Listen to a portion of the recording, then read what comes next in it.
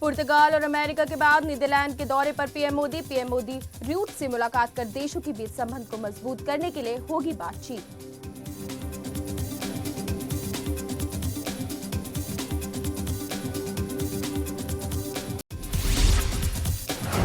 अमेरिकी राष्ट्रपति ट्रंप के साथ पीएम मोदी की हुई आतंकवाद पर चर्चा। भारत अमेरिका का पाकिस्तान को कड़ा संदेश, आतंक को बढ़ावा देना बंद करे पाक।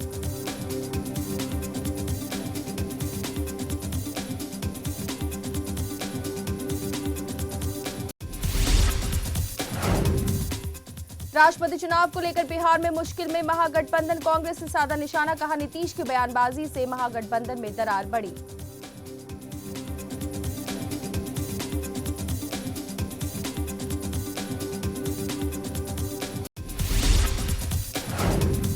बीफ खाने की अफवाह पर मारे गए जुनैद के परिवार को 10 लाख की सहायता राशि का ऐलान, सीएम ने की राज्य में शांति बनाए रखने की अपील।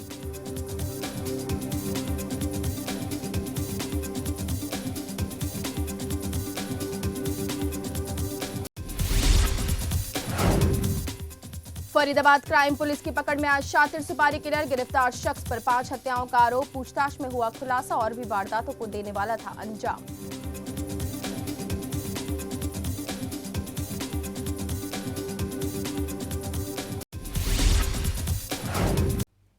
नमस्कार, मैं ऋतु शर्मा, स्वागत है आपका खबर फास्ट में। अब रुक करते हैं खबरों की ओर। पुर्तगाल और अमेरिका से होते हुए पीएम मोदी का आज से नीदरलैंड का दौरा शुरू होगा। पीएम मोदी डच प्रधानमंत्री मार्क रूट के साथ द्विपक्षीय वार्ता करेंगे। भारत और नीदरलैंड के बीच राजनयिक संबंध 70वें साल से है। पीएम मोदी नीदरलैंड के पीएम रूट से मुलाकात कर दोनों देशों के बीच संबंधों को और मजबूत करने की दिशा में काम करेंगे। इसके अलावा दोनों नेता क्लाइमेट चेंज और आतंकवाद पर भी चर्चा करेंगे। नीदरलैंड यूरोपियन यूनियन में भारत का 6वां सबसे बड़ा बिजनेस साझेदार है और विश्व में 5वां सबसे बड़ा निवेश साझेदार है।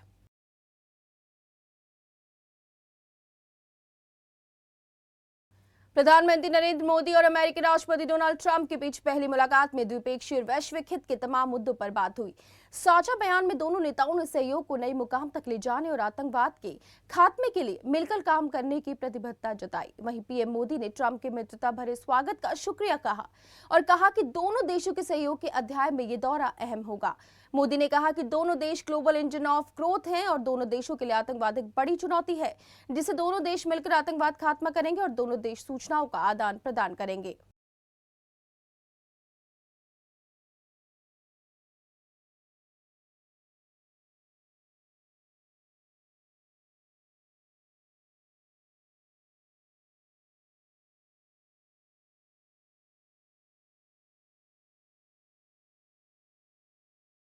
Our militaries are working every day to enhance cooperation between our military forces, and next month they will join together with the Japanese Navy to take part in the largest maritime exercise ever conducted in the vast Indian Ocean. I also thank the Indian people for their contributions to the effort in Afghanistan and for joining us in applying new sanctions against the North Korean regime. The North Korean regime is causing tremendous problems, and it's something that has to be dealt with, and probably dealt with rapidly.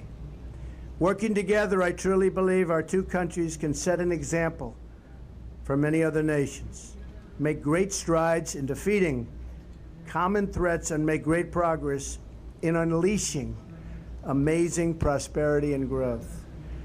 Prime Minister Modi, thank you again for joining me today and for visiting our country and our wonderful White House and Oval Office.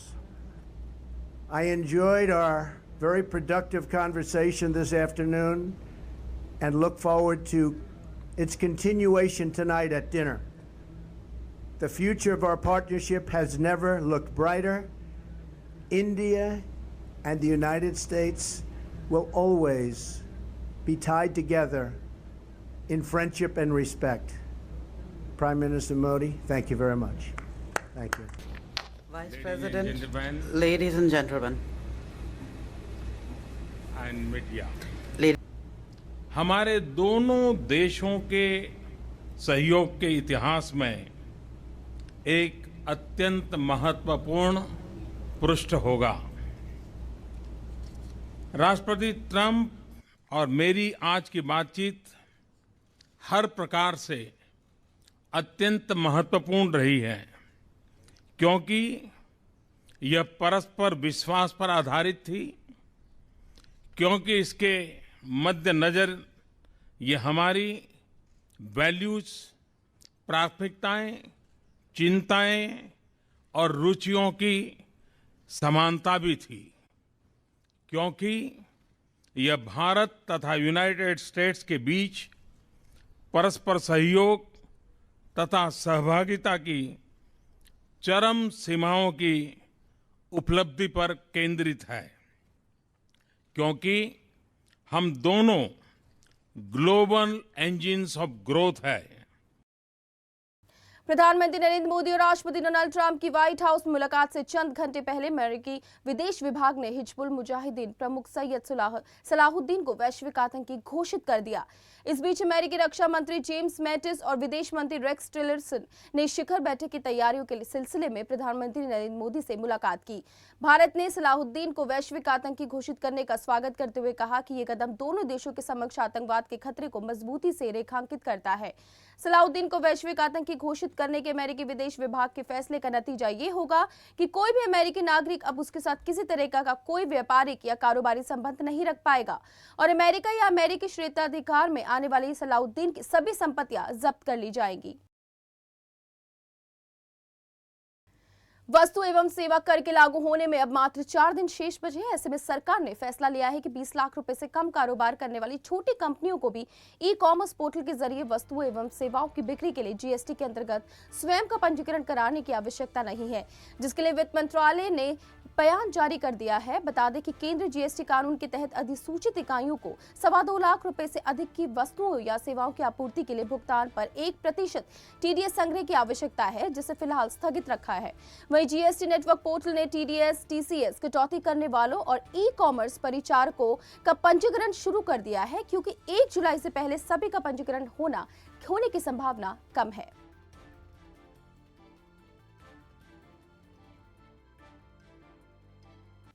Bihar में महागठबंधन एक मुश्किल दौर से गुजर रहा है। इस बात के संकेत साफ दिखने लगे हैं। एनडीए के उम्मीदवार रामनाथ कोविंद को समर्थन दे रहे बिहार के मुख्यमंत्री नीतीश कुमार पर कांग्रेस नेता गुलाम नबी आजाद ने पलटवार करते हुए कहा कि बिहार की बेटी की हार पर सबसे पहला निर्णय नीतीश कुमार ने लिया है। उन्होंने कहा कि जो लोग एक सिद्धांत में यकीन करते हैं वो एक फैसला लेते हैं और जो लोग कई सिद्धांतों में भरोसा रखते हैं वो अलग अलग फैसले लेते हैं। दरअसल इस पूरे विवाद की शुरुआत राष्ट्रपति पद के लिए विपक्ष की उम्मीदवार मीरा कुमार के नाम की घोषणा के बाद से शुरू हुई, जब नीतीश कुमार ने अपना फैसला बदलने से इनकार करते हुए इस चयन पर ये कहते हुए सवाल उठाया कि आखिर बिहार की बेटी को हराने के लिए क्यों चुना गया। बीजेपी का राग अलाप रहे उत्तर प्रदेश के पूर्व मुख्यमंत्री मुलायम सिंह यादव ने राष्ट्रपति पद के लिए राष्ट्रपति जनतांत्रिक गठबंधन के उम्मीदवार रामनाथ कोविंद को खुला समर्थन देने का ऐलान किया है। उन्होंने राष्ट्रपति चुनाव को लेकर कहा कि चुनाव में जो नतीजे होंगे सबके सामने होंगे, पर मुझे भरोसा है कि देश को बेहतर राष्ट्रपति मिलेगा। इस बार के चुनाव में लोग दलगत राजनीति से ऊपर उठेंगे। गौरतलब है कि रामनाथ कोविंद हाल ही में एक बयान में कह चुके हैं कि वो इस्लाम और ईसाई धर्म को बाहरी देश के धर्म मानते हैं। कांग्रेस से 17 पार्टियां जहां कोविंद को सांप्रदायिक ताकतों का उम्मीदवार मानती हैं और उनके खिलाफ धर्मनिरपेक्ष ताकतों के उम्मीदवार के रूप में पूर्व लोकसभा अध्यक्ष मीरा कुमार को मुकाबले में उतारा है। वहीं विपक्षी खेमे से जनता दल और सपा ने कोविंद को समर्थन देने का ऐलान किया है।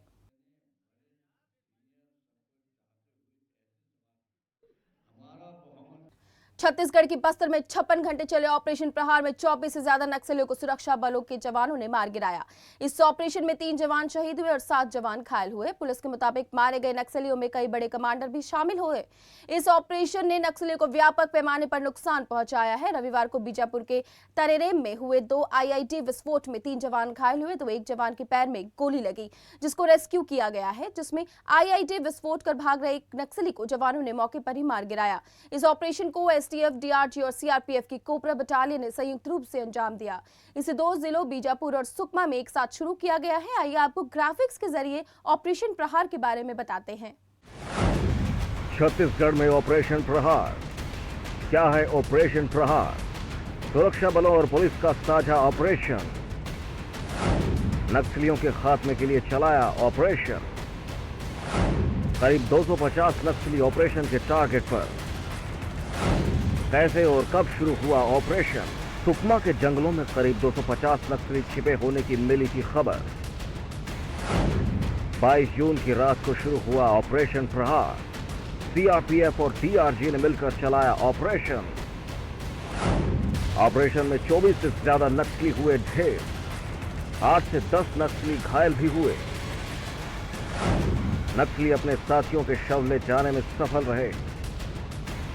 ऑपरेशन में हमने सीआरपीएफ के 3 जवान खो दिए, जबकि 7 जवान घायल भी हुए।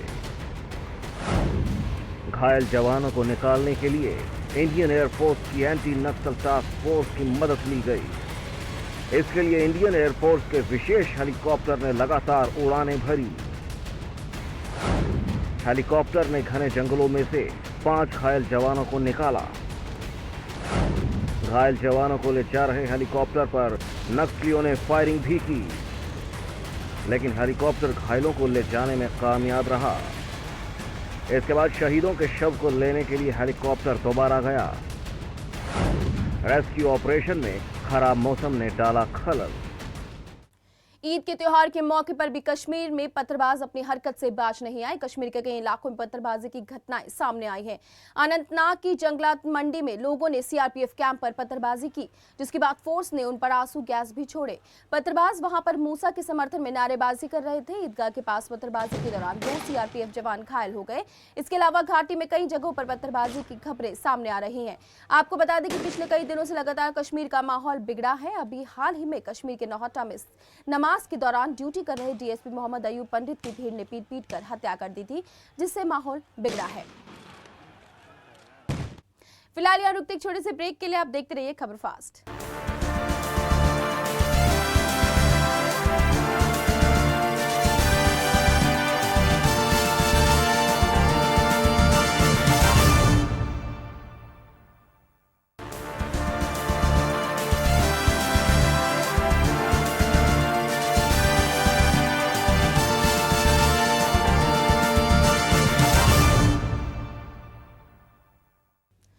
ब्रेक के बाद स्वागत है आपका। मुख्यमंत्री मनोहर लाल ने कैथल में कहा कि हरियाणा में कई जिलों के 15 गांव में आवारा घूम रही गाय के रहने के लिए कई स्थान चिन्हित कर दिए गए हैं, जिसके चलते गांव में जमीनों को खाली करवाया जा रहा है ताकि सड़कों पर आवारा घूम रहे पशुओं के रहने की व्यवस्था की जा सके।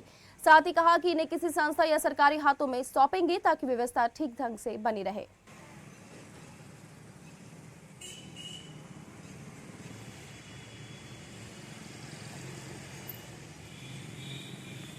चंडीगढ़ में इनेलो प्रदेश कार्यकारिणी की बैठक हुई। बैठक के बाद इनेलो नेता अभय चौटाला ने पत्रकारों से बातचीत की। चौटाला ने राष्ट्रपति चुनाव को लेकर कहा कि मजबूरी में दलित को दोनों दलों ने उम्मीदवार बनाया है। दोनों उम्मीदवार बेदाग छवि के नेता है, इसलिए इनेलो राष्ट्रपति चुनाव के लिए किस उम्मीदवार का समर्थन करेगा उसका फैसला पार्टी के सुप्रीमो ओम प्रकाश चौटाला लेंगे। साथ ही अभय चौटाला ने एसवाईएल के पानी को लेकर कहा कि 9 जुलाई से पहले पीएम अगर एसवाईएल पर फैसला नहीं लेते हैं तो इनेलो 10 जुलाई को पंजाब के वाहनों को हरियाणा में प्रवेश नहीं होने देंगे।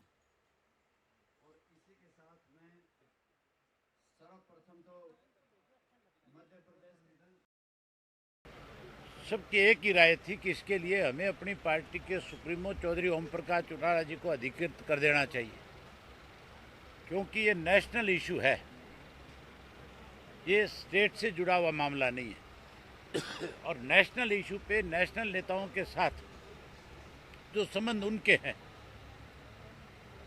वो ही इस बात को तय करें कि किसके पक्ष में राष्ट्रपति को लेकर के हमें अपना वोट देना है। जो दोनों पार्टियों की तरफ से, जो एनडीए और यूपीए की तरफ से कैंडिडेट्स हैं, हम अगर दोनों के जीवन चरित्र को जानना चाहें तो हम किसी को 19-21 नहीं कह सकते। कांग्रेस प्रदेशाध्यक्ष अशोक तंवर ने किसानों की मांगों और कानून व्यवस्था को लेकर रोष प्रदर्शन किया और इस एडीएम को राज्यपाल के नाम ज्ञापन सौंपा। तंवर ने बीजेपी पर वादा खिलाफी का आरोप लगाते हुए कहा कि बीजेपी अपने वायदों को भूल चुकी है जो उसने सत्ता में आने से पहले जनता से किए थे। इसके अलावा उन्होंने इनेलो पर भी निशाना कटाक्ष किया। वहीं प्रदर्शन के दौरान कांग्रेस में गुटबाजी भी नजर आई। बीजेपी वाले नंगड़ होकर के क्यों घूमते थे? नंगे होकर के कपड़े उतार उतार करके ये स्वामीनाथन रिपोर्ट लागू करने की बात करते थे। ये कहते थे किसानों को मुआवजा मिलना चाहिए, किसानों के कर्ज माफी होनी चाहिए। अब ये जो है लाखों लाखों के कोट पैंट पहनते हैं और ठीक कहते हैं राहुल जी की सूट बूट की सरकार, महापूंजीपतियों की सरकार ये बन गई है। अब इनका कोई सरोकार नहीं है और इनको सब कुछ स्टंट लगता है। अगर कोई बाबा अगर कोई रोहतक के अंदर गोचर भूमि को छुड़ाने के लिए बैठा है वो भी स्टंट है। अशोक नगर सत्याग्रह पे बैठा है वो भी स्टंट है। ये पसीना बहा रहे हैं ये भी स्टंट है। आप कवर कर रहे हो ये भी स्टंट है। इन लोगों के बस की बात नहीं रही। इन लोगों के तंबू खड़ चुके हैं। नेतृत्व पूरी तरीके से हताश है।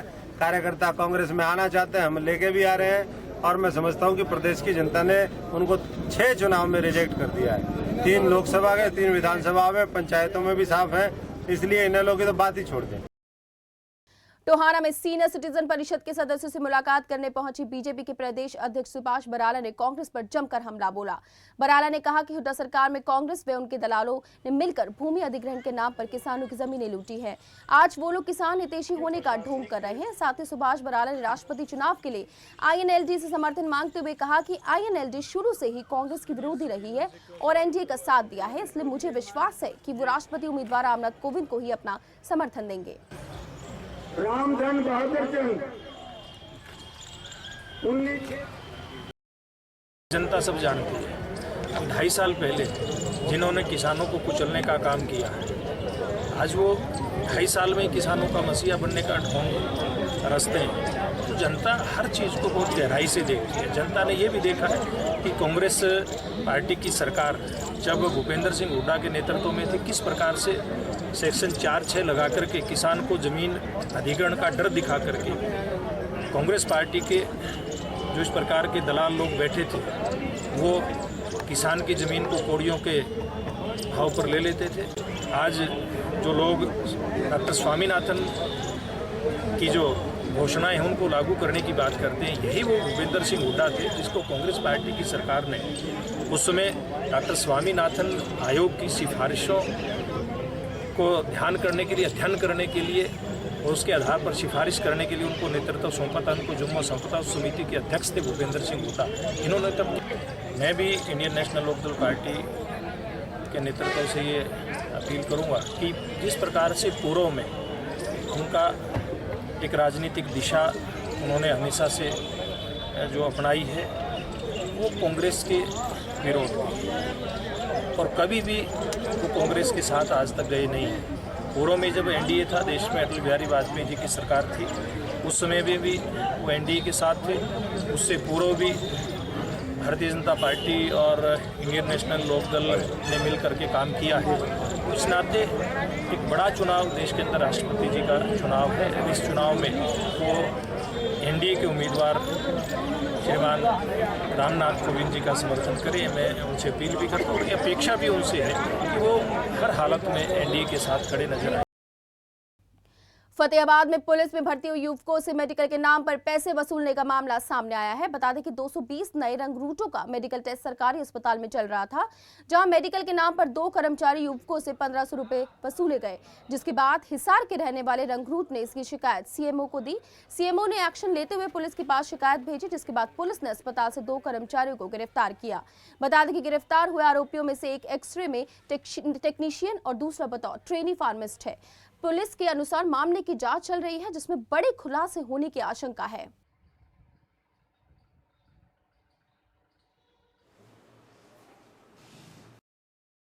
कल सिविल हॉस्पिटल में जो नए रिक्रूट्स हैं पुलिस के, उनका मेडिकल चल रहा था, तो उनमें से एक लड़के ने, कमलजीत ने, पातन हिसार का रहने वाला है, CMO साहब को एक एप्लीकेशन इन राइटिंग दी कि उससे मेडिकल करवाने के नाम पे पैसे मांगे गए।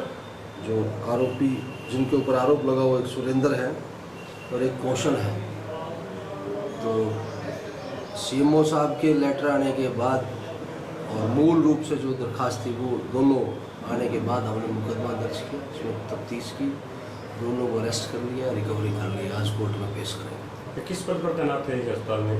एक तो एक्सरे में टेक्नीशियन है, रेडियोग्राफर टेक्नीशियन, और दूसरा फार्मासिस्ट, ट्रेनीज फार्मासिस्ट।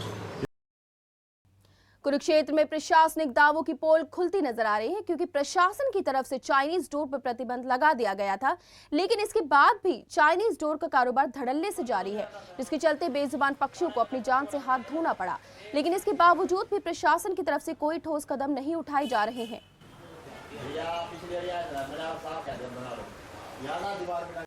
अंबाला में कैलाश मंदिर के रास्ते में शराब का ठेका खुलने के विरोध में श्रद्धालुओं ने जमकर विरोध किया। श्रद्धालुओं का आरोप है कि सुप्रीम कोर्ट के आदेशों के बाद भी मंदिर के पास शराब का ठेका खोला गया, जिसकी वजह से श्रद्धालुओं को भारी परेशानी हो रही है। साथ ही श्रद्धालुओं ने ठेके को बंद किए जाने की मांग की है।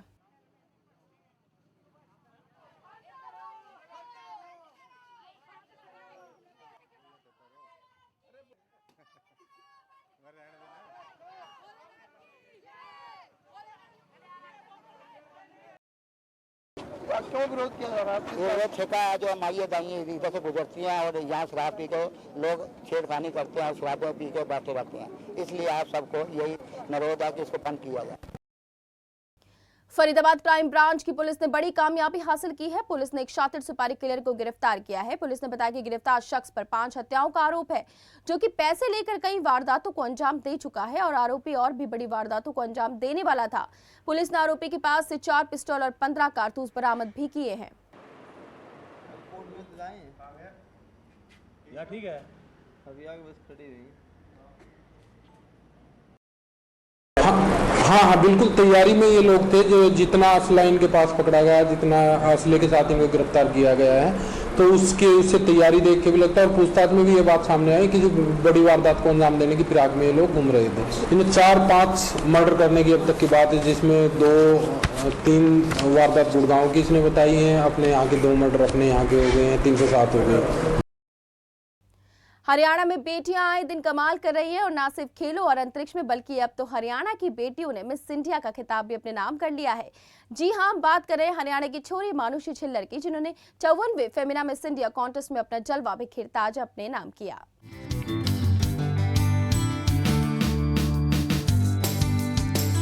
अब हरियाणा में लड़कियां पढ़ रही हैं, आगे बढ़ रही हैं और जमाने के साथ चल भी रही हैं।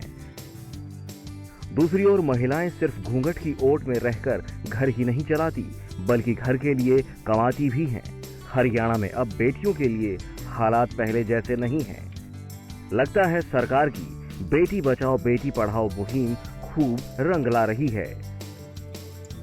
तभी तो हरियाणा की इस खूबसूरत बला ने मिस इंडिया का खिताब अपने नाम किया और हरियाणा का नाम रोशन कर अपने माता पिता का सिर गर्व से ऊंचा कर दिया। यह शाम 54वें फेमिना मिस इंडिया कॉन्टेस्ट की है। फेमिना मिस इंडिया फाइनल में सिल्वर कलर की इस ड्रेस में लिपटी इस हरियाणा की अप्सरा ने सबका दिल जीत लिया। यूं तो इस दौड़ में और भी हसीनाएं थीं, लेकिन जादू सिर्फ मानुषी छिल्लर का चला। डॉक्टर पेरेंट्स के घर की बेटी मानुषी ने दिल्ली के सेंट थॉमस स्कूल और सोनीपत के Bhagat Phool Singh government medical college for women से पढ़ाई की है। मानुषी मिस हरियाणा भी रह चुकी हैं। ये दीवा अब चीन में होने वाली मिस वर्ल्ड कॉन्टेस्ट में भारत को रिप्रेजेंट करेंगी। मिस इंडिया के अलावा मानुषी को मिस फोटोजेनिक का अवार्ड भी मिला है। इस कॉन्टेस्ट में पहली रनर अप रही जम्मू कश्मीर की सना दुआ और दूसरी रनर अप रही बिहार की प्रियंका कुमारी। ये कॉन्टेस्ट मुंबई के यशराज स्टूडियो में हुआ। मिस इंडिया फिनाले को रितेश देशमुख और करण जौहर ने होस्ट किया। बॉलीवुड की कई नामी हस्तियों ने इस कॉन्टेस्ट में अपना जलवा बिखेरा। अब ये कदम नहीं रुकेंगे, ना ही ये हौसला टूटेगा। जी हां, मिस इंडिया बनी मानुषी छिल्लर का कहना है कि अभी सफर की शुरुआत है, अभी मंजिल बाकी है। खबर फास्ट की तरफ से हरियाणा की सुंदरी को ढेरों बधाइयां। ब्यूरो रिपोर्ट, खबर फास्ट। आमिर खान बॉलीवुड के मिस्टर परफेक्शनिस्ट है, ये बात तो सभी जानते हैं। उनकी फिल्म दंगल ने जो पूरे देश में दंगल ही दंगल किया था। इस फिल्म की जितनी तारीफ की जाए उतनी ही कम है। अब इस फिल्म को लेकर एक और ताजा मामला सामने आया है। आपको बता दें कि आमिर खान की दंगल वर्ल्ड वाइड 2000 करोड़ रुपए कमाने वाली पहली भारतीय फिल्म बन गई है। इसी के साथ दंगल वर्ल्ड वाइड बॉक्स ऑफिस पर 2016 की 30वीं सबसे बड़ी हिट बन गई है। आपको जानकर हैरानी होगी कि दंगल हाल ही में चीन के 9000 स्क्रीन पर रिलीज की गई थी और वहां वहां फिल्म को दर्शकों ने बहुत पसंद किया। एसएस राम जौली की बाहुबली द कंक्लूजन भी 2000 करोड़ रुपए के करीब है, लेकिन उसकी कमाई थोड़ी धीमी पड़ गई और दंगल ने पहले यह आंकड़ा छू लिया है। इसके पहले आमिर खान की पीके ने चीन में 100 करोड़ रुपए की कमाई की थी। दिलचस्प बात यह है कि दंगल ने भारत में 387.38 करोड़ रुपए का ही बिजनेस किया था।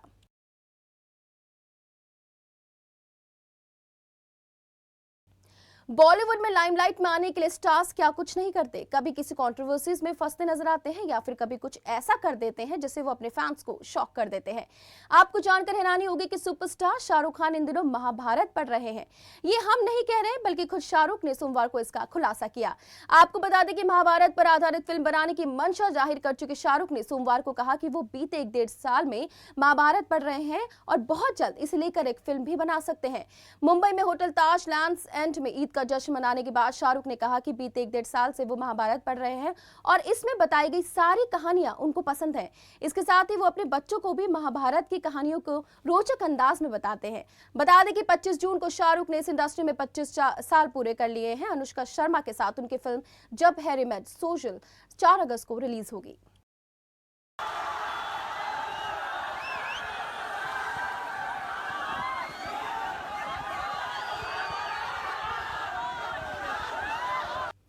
फिलहाल बुलेटिन में बस इतना ही। मुझे दीजिए इजाजत। आप देखते रहिए खबर फास्ट। नमस्कार।